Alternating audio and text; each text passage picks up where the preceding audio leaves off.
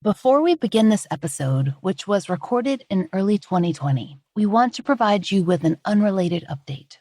In Season 11, The Victims of Samuel Little, Part 3, we covered the case of the Dade County Jane Doe, a victim who had remained unidentified for nearly 40 years. Samuel Little confessed to her murder in 2018. During the same period, the Georgia Bureau of Investigation had created a forensic reconstruction of the victim based on her remains. Little had expressed a dislike for the reconstruction, but the family of a woman named Patricia Parker thought that the clay bust looked like their relative, who'd been out of contact for decades. This past Friday, October 8, 2020, the GBI held a press conference. Through a DNA comparison with her now adult son, they have confirmed the Dade County Jane Doe's identity as Patricia Parker. Our thoughts are with the family of Miss Parker. We hope that all the unsolved and unmatched cases covered in the series can see similar conclusions.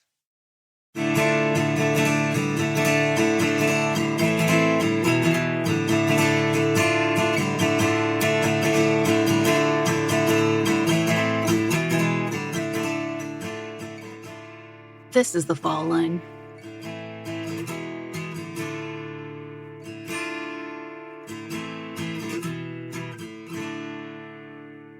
We recently had a chance to speak with Monica Caison, the founder of the Q Center for Missing Persons. Q, or Community United Effort, is a North Carolina-based organization dedicated to helping the families of missing persons. According to their website, they have, quote, provided advocacy for missing children and adults, free professionally trained search personnel, and victim support services. Q has, quote, helped over 12,000 families as they struggled through the often confusing and always fraught experience of looking for a loved one. We were made aware of Q through our friendship with Donna Green, who is a missing persons advocate in her own right. Donna, who runs the Raymond Green International Outreach of Hope and hosts a radio show, Spotlight on the Missing, was featured in our third season. Her son Raymond was kidnapped as a newborn, and she received no support. She spent her life trying to change that experience for other people. Donna's schedule made her unable to record for this episode, but she sent us a statement to share regarding her experience with Q. Here's what Donna said. The Q Center really made me feel like they cared about Raymond and the injustice that was done to him. When I first met Monica, she took the time out to talk to me, and she gave me as much time as I needed. She took on this case and treated it like it was her son that was missing. Over the years, I've gotten to know Monica, and I'd like to say she just gave Raymond's case that special attention, but that would not be true. She gives every case her attention. I feel very blessed to know Monica, and I consider her a friend. It's a great thing to have her fighting with us to bring our loved ones home. Monica's organization is extremely hands-on. They help establish or repair communication between families and law enforcement, bring in experts for searches, and aid families in the most effective means of boosting cases via social media. Monica doesn't just run Q. She's an active participant in searches and works on the ground with trained teams and police liaisons. Q began as a support organization, but has gradually grown into much, much more. For Monica, a lifelong community volunteer, this was a natural shift. It was a cause that she felt didn't receive enough attention. Now, more than 25 years into her work, she has consulted on cases throughout the Southeast. In many ways, she was inspired by a loss she witnessed in her own hometown in the early 1980s, the disappearance of a young woman named Melinda Harder. In this interview, we asked Monica to talk to us about her organization and how regular people can help. And we also asked her a few questions about the case of the Millbrook twins, who we covered in Season 1 of The Fall Line. There are a lot of citizens out there with an interest in true crime. You frequently see them on Facebook leaving little comments and messages. If there are listeners who have an interest in helping people's families who have been victims of crime, how do you go from just a person who thinks, oh yeah, that's an interesting area I would want to work in, to being able to actually make it happen? You are a person who has made it happen. Can you explain how? Well, if you have an interest in trying to help people, that was my first and foremost over the crime aspect or anything. I was wanting to help people because I saw the pain and agony that once they made the missing persons report, they would go home and sit and wait for that phone call. And it's like, there has to be something in between they can do and some way we can help them. So that was kind of my thought process. And, to bridge that gap until, we can help law enforcement by getting that awareness out there, so forth, so on.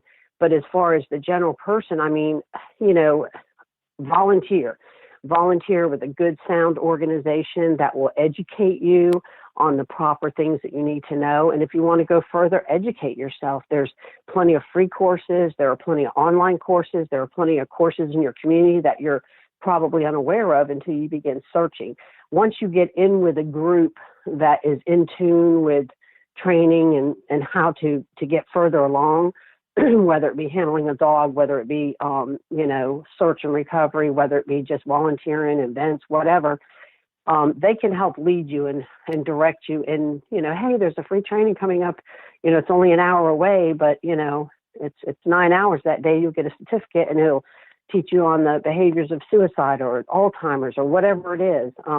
Because in order to get involved in missing person work, you have to understand all the ways people become missing and all the ways there are to try to find them. And that changes every year. There are new additions constantly from technology to just, your gut to training that you might get, elite training somewhere from another expert, another thing to add to your toolbox, if you will, to try to recover somebody. So that seems to put together both a curiosity of wanting to learn, but also a real care of wanting to help people. Have you always had that part of your personality since you were little? I think so. I was always, if someone, if I found a hurt animal, I was the one that brought it home, or a hungry animal, or people, hungry people. I was brought up in the younger years of my life, the perfect, 3-story home, patent leather shoes, go to school, you're always clean, baseball, you got your allowance on Sunday, I was one out of 11 children with mom and dad at home, and everybody we knew had 2 parents, and everybody we knew were involved in the same things that we were. And it was just I would say, all-American household family, if you will. And then my parents divorced in a time that it just was unheard of. And, we got shunned, from a lot of different aspects in our life because now we were different. And then, the 4 little kids, all my older siblings either went in the military or got married or moved out with friends or what have you, because they were all old enough to start making decisions on their own. So they call us the 4 little ones. We were still at home and we were young, in grade school. And my mom ended up, moving on 17th Street South in Florida. And, we started fighting, literally like third day we moved in our house, getting beat up. We had to learn how to fight. We had to learn how to, get along. We were shell shocked because this life wasn't, our kind of life that we were raised in. We were unaware. And I think I just started understanding, other people's problems and eventually, made friends. And when we moved out of the neighborhood, I kept in touch with a lot of those people. And then we moved into, a semi mixture of a neighborhood, struggling families, older people, bikers, things of that sort. And, because my mom was a working mother, we were pretty much just on the street all the time, with other families, grabbing a bite to eat here and there, or just hanging out and really nothing to do. And, we got in a little bit of trouble here and there and stuff. And, but we all end up making it. I go back to those neighborhoods today and it's crazy how, every time I go, I'll hear 5 more people have died in some kind of violence or drug overdose or something, or car wreck. And it's always, and then the few are like, you made it, you got out, and they're proud to know you and stuff. And I never thought I'd be that kind of person, that they would be proud of. But I learned early on, you got to care about people. You got to care about, family and animals and, all those kind of things. So we were always, we never had much after the divorce for a long, long time. But whatever we had, we tried to give. Like I said, I was always the one bringing home a dog or a stray kid that, was a runaway or, whatever it was. Just trying to Yeah. help. I feel like that's what is so valuable about the perspective that you bring. There can be a time when it feels like one side against each other. I think bridging that gap and bringing the community together, that's the organization you started. It's community united effort, not one Correct. against the other. Well, and you have to lose judgment. I have heard probably more times than I've heard my kids call me mom, how maybe somebody wasn't as worthy to put forth the effort to either find or worry about, if you will, because maybe they have a drug addict, drug past, or, got pregnant at 14 or whatever but what people don't understand is that happens somewhere in their life. Everything that we become as an adult came from somewhere we were when we were younger. And whether it's the pain we bring along, whether it's the good feelings, whether it's the training, whether it's religion, our faith, so forth, so on, everything that we bring into our adulthood came from somewhere as a child. And a lot of things, I always say people get lost before they get missing, a lot of the people that we look for.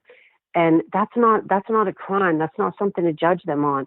We can't say, oh, they're just a drug addict because they made that choice.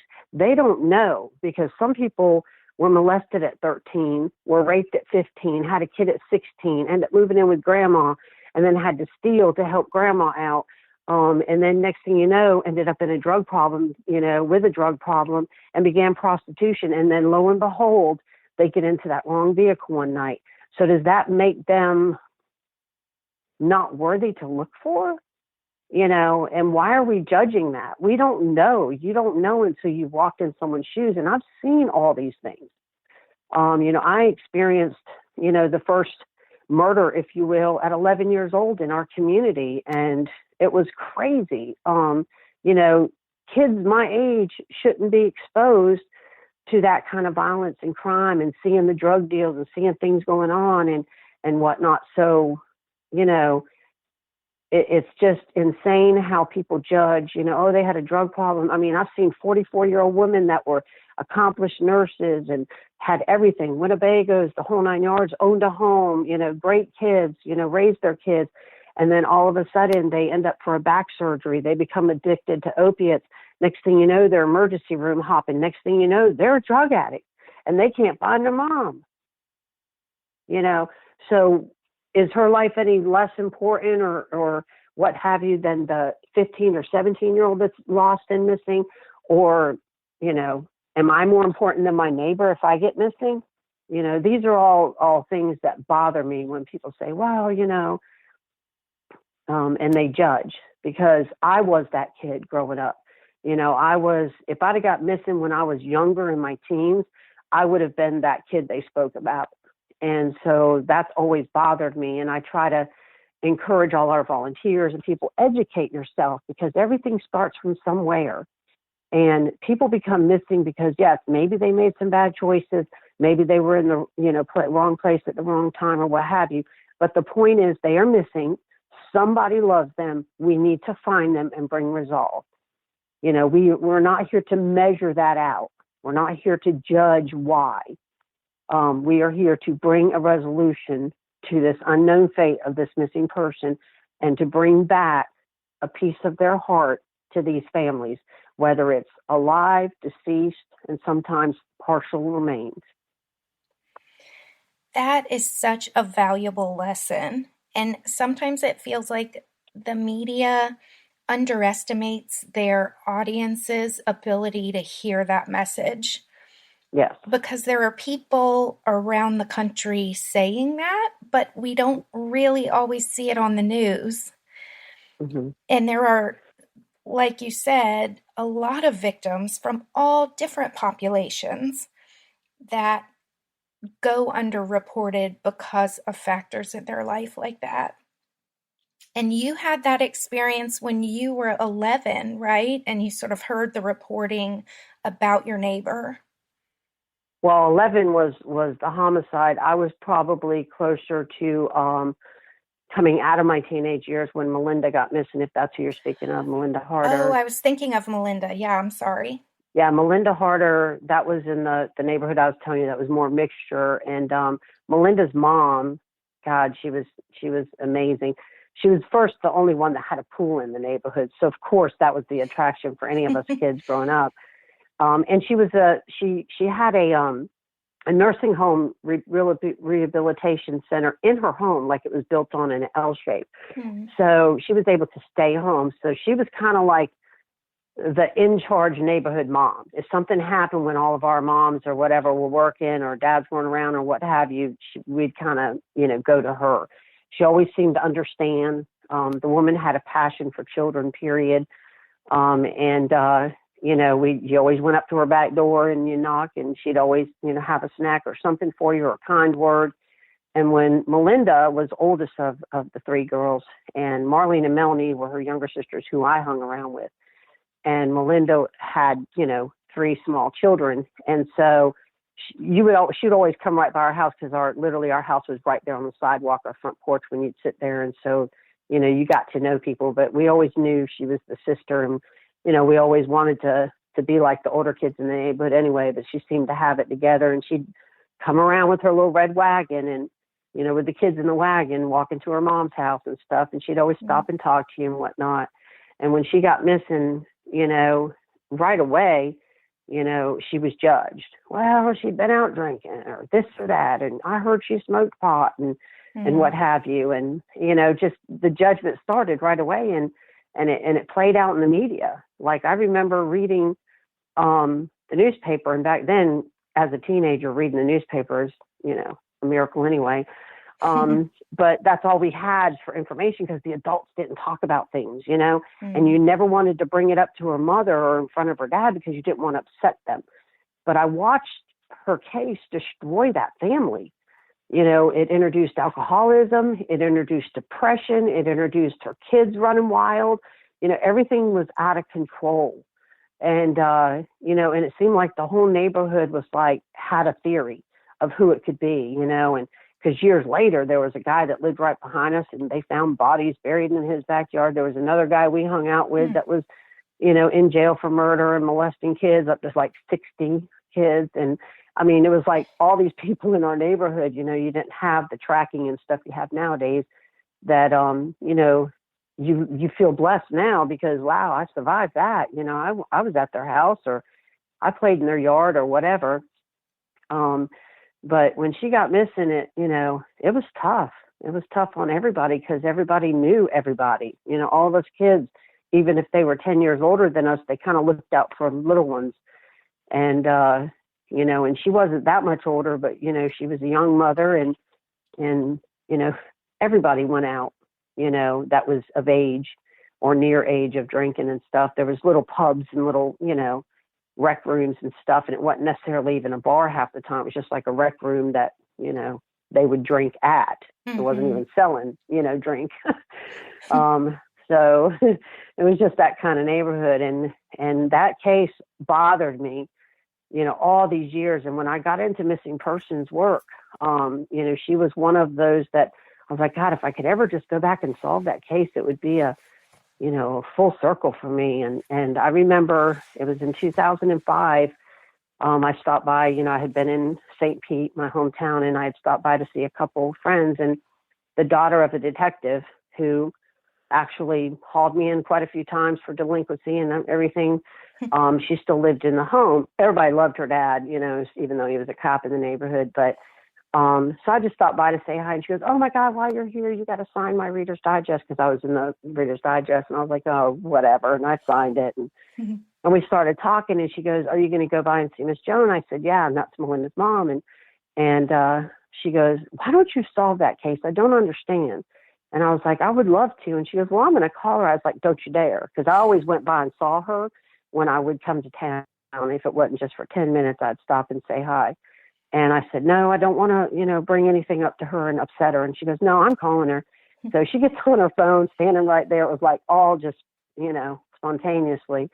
And she's like, hey, Monica's in town. She goes, oh, tell her to come see me. And she goes, I have a question. She goes, this is me asking. And she's like, would you care if she looked at Melinda's case? She goes, oh my God, I've been waiting all these years to hear that. And so I was like that little 13-year-old girl walking up to her back door, knocking on the door, and she had already had boxes, shoe boxes and stuff sitting out in the living room, pictures, articles, paperwork. I mean, just craziness, anticipating my visit. And so I took it all with me. And I told her, I said, I'm going to go make copies.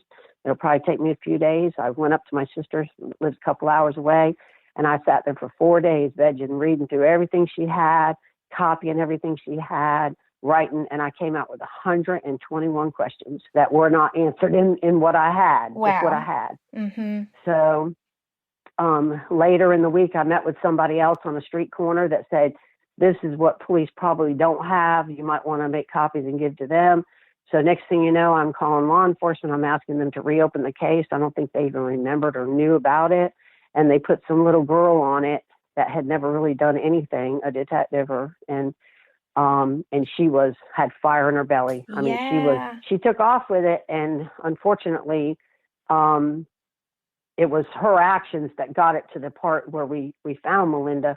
But she ended up in a really bad car accident.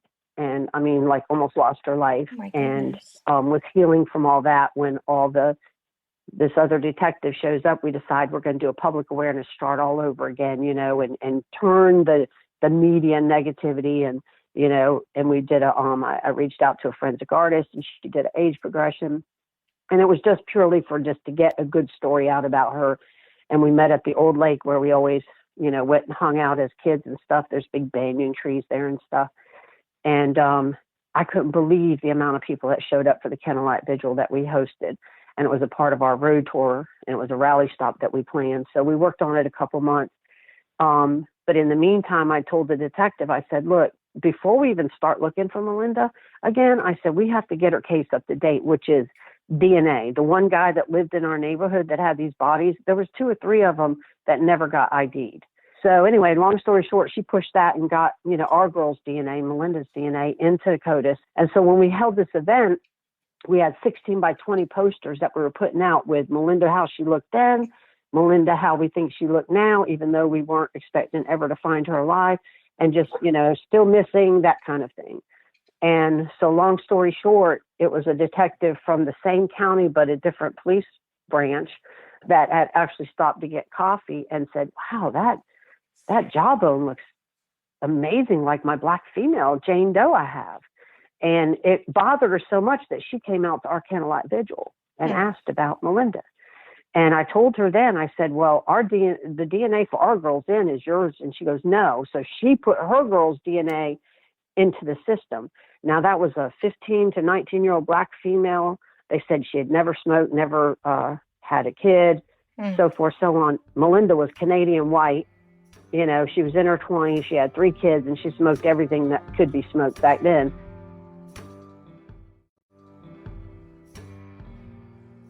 Can I ask you, like, when you guys submitted that DNA, what percentage of you was thinking it might be a match? Were you like, oh, this is probably not a match, there's so many factors that don't line up? Or I was leaning towards the girls in the backyard because one of them had one of those band, things that Melinda would wear around her head.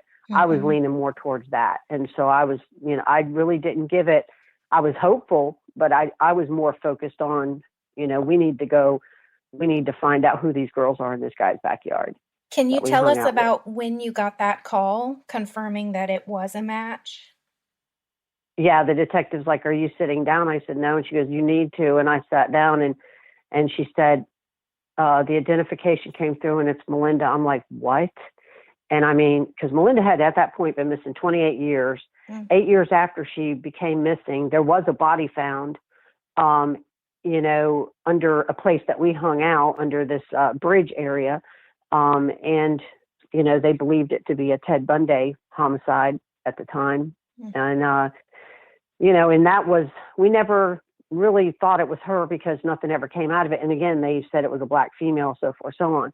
But that's that's who she came out to be. And she was Canadian white, and we were just, of course, they didn't have DNA back then and whatnot. Yeah, I really feel like that's, I don't know 100%, but I feel that's and the coroner wasn't alive to go back and ask, and nobody was pretty much in the case at that point. Mm-hmm. So it was sad that she laid there for, after 8 years, after she'd become missing for 28 years total, but 8 years into it after that, she laid, there unidentified for all this time. And, thank God we just, open. Sometimes that's all it needs is just somebody to open up and say, hey, there's something you can do in this case, and it, there's no fingers pointed. I mean, technology moved a long ways, and, and it was just, we tried to, introduce her back to the public in a positive manner, and it worked, and we were very, very lucky. Is it experiences like that give you the energy to keep going and keep adding more families that you're going to be helping next, Well, any case that registers with our organization, we help. It's not like we pick or choose any different cases. With Melinda's case, it just kind of fell into my lap, and because it was my childhood friend, I took it on, and her mom did go through the process of getting her registered and whatnot, because we have rules. But it's crazy that so many cases are out there like that. But as far as the cases we work now and have worked for the past 25 years, we try to bring whatever we can to the table, whether it's active search, whether it's awareness campaigns, whether it's just reintroducing them because they never were introduced, if you will. And so we just come up with a way to bring it back to and kind of introduce them. and that's why we do the On the Road to Remember tour, and we have a national conference that we host every year. All these efforts that we do outside of active searching is just trying to bring forth some kind of awareness, bring forth some kind of tip, anything that we can do to help investigators maybe get that one lead they need, or get that additional piece of information that they can put together with other things that they know. So would you have any general advice for listeners of our podcast or any other true crime podcasts, in how to go about helping the most effective way?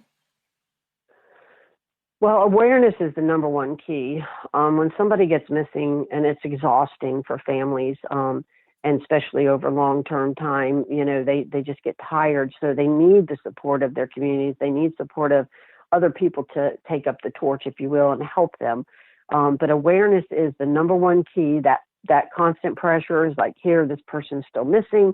We're still seeking answers. Eventually somebody will get a conscience. Eventually somebody will sit down and really think about what might be important that they should share. Eventually somebody will screw up and say, the wrong thing, or tell somebody something that needs to be reported. There's always information based in where the person first became missing that people don't think is important. And it's law enforcement, try to get those answers. But in the end of the day, they're in charge of your case. They have to put these pieces together legally so it stands up in court. They have to be, any action they do, make sure it's legally done so cases don't get thrown out if anyone is ever brought to justice. So it's, they work against a lot too. A lot of law enforcement, if you take them off to the side, they're like, I would love to do that, but I can't. I have to run that through my investigator or my, in charge person. I have to, the law says we can't do this. We have to do it this way or whatever. So communication is number one with the awareness campaign. Families go out there and they'll do set rewards and they don't even tell their detective. Well, now the detective's getting all these calls in and they're like, what's going on here? Let's everybody get on the same page. Let's everybody get on the same team, because everybody's working towards the same thing, is to bring resolve.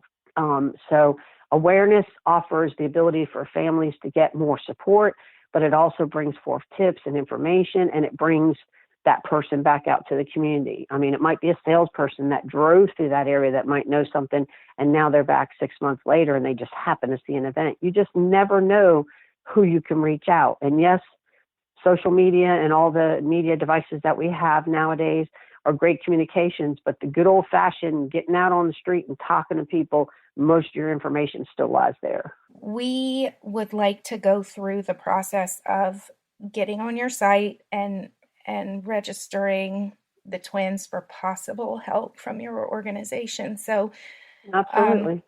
we will work with the family to get that done. All I can do, I tell people all the time, I can't promise to find your loved one, but I can promise to give you 100% of me. And that's a lot.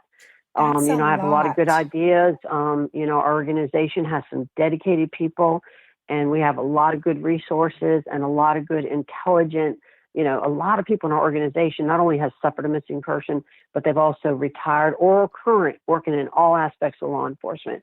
So, Awesome. we bring a lot of good ideas together. There's, every week something's presented to me that maybe I haven't thought of, or encouraged me or inspired me to think of something more. So, that's just the way the organization works. People aren't file numbers, they're names and faces. And, and my mind is steady like Google. I can see a picture and I'll immediately tell you, oh yeah, Brunswick, Georgia, blah, blah, blah, blah, That's amazing. And your board of directors looks like it's filled with all different types of people, which is what is singular to me about your organization. I see tons of organizations. Sometimes they represent law enforcement. Sometimes they represent the family. Yours seems to blend from so many different areas. And I think that's what makes it so dynamic. And, Well, and we've actually, quite a few years ago, we established our state outreach coordinator program, which is very diverse. I mean, I have from Spanish to French to Russian to you name it, different languages that can be spoke, different people that can read different languages, people that have worked in the scientific field, law enforcement, engineering, you name it. I've got probably one of everything there. And right now we have 60 plus state directors. They go through a lot of training and they're the extension of us. Amazing. I have a few in Georgia. They are the extension of us. And it's a constant program we're trying to build constantly because, I personally cannot be everywhere all the time. So I've just, we just want to grow and to be more help on the ground. And, we can't certainly, house every case, across America every day, all day long. Nobody can. That's why they have different counties, different law enforcement, different agencies. But the cases that we do get, we try to put 100% in all the time and try to think of ways to bring them a resolve. And sometimes it takes years and people aren't willing to, even organizations aren't willing to give that much into something. But I am, if it takes me, some of my families, I got when the case was 10 years old and I've been with them 10 years trying to bring a resolve, trying to, and there's been movement and there's been things that weren't there before. And, we've conducted searches, we've, whatever it takes to try to, because you can't find anything without looking for it, but you've got to get to that place to first look. And so all of these things have to be important when you're thinking about, you can't just search every single road. You've got to try to see what the case needs and try to build on that to present it back out so you can get what you want. And that's ultimately information to law enforcement so we can get to the next place to search.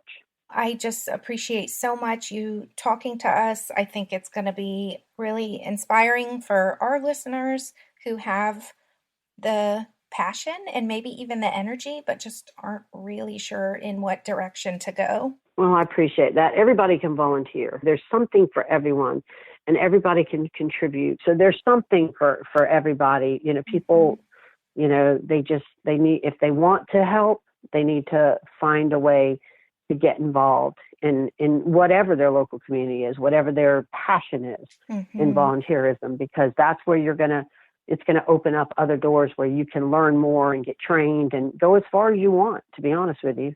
And that's where it starts. It starts by putting in the effort to volunteer.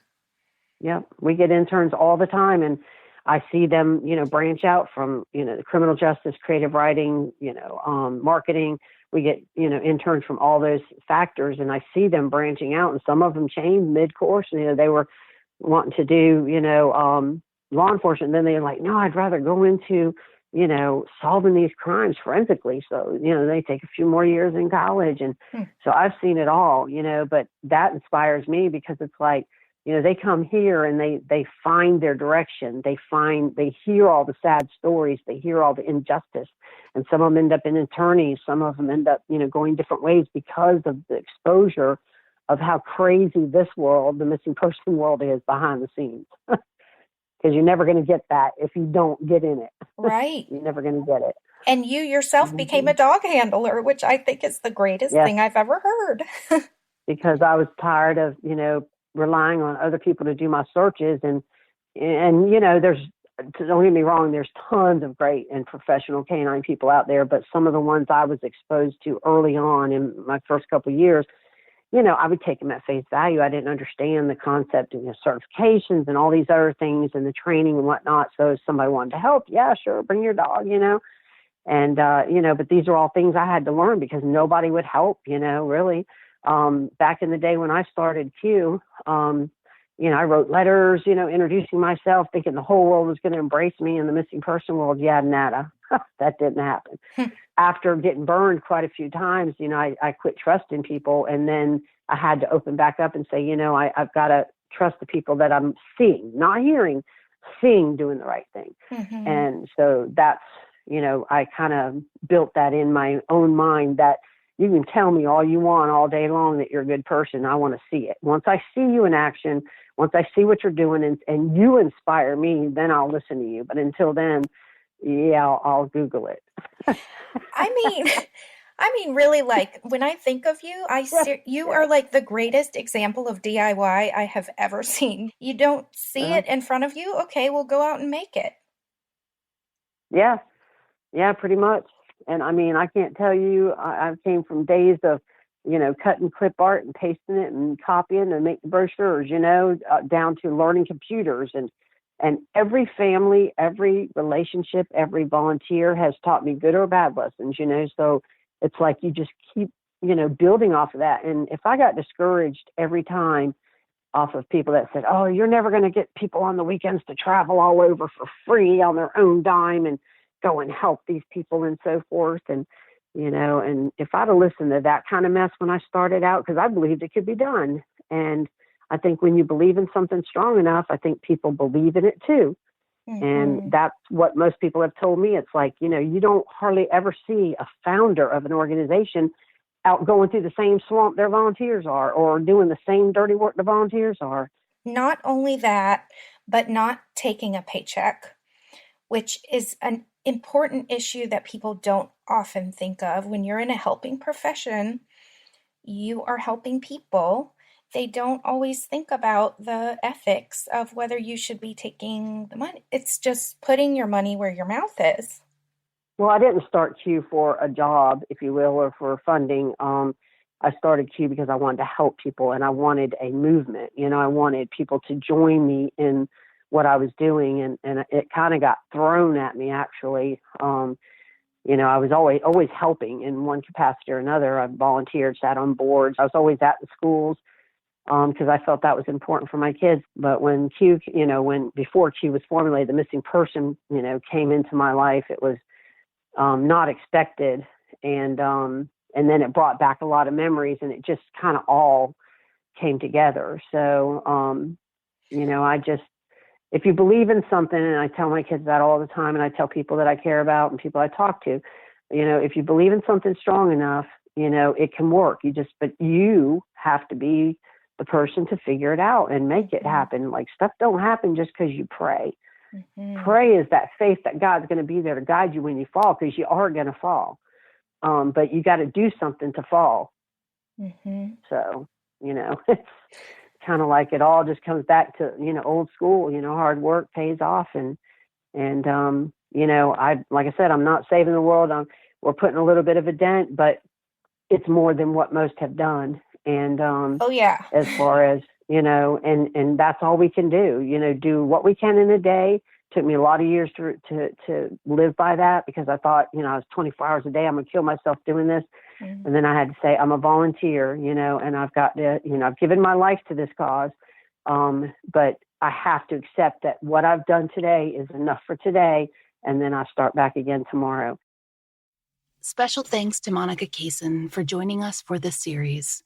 You can find out more about Q in the link in our show notes. We'd like to thank all the listeners who've taken the time to support our sponsors, leave us reviews, or support our show directly on Patreon. We couldn't do it without you.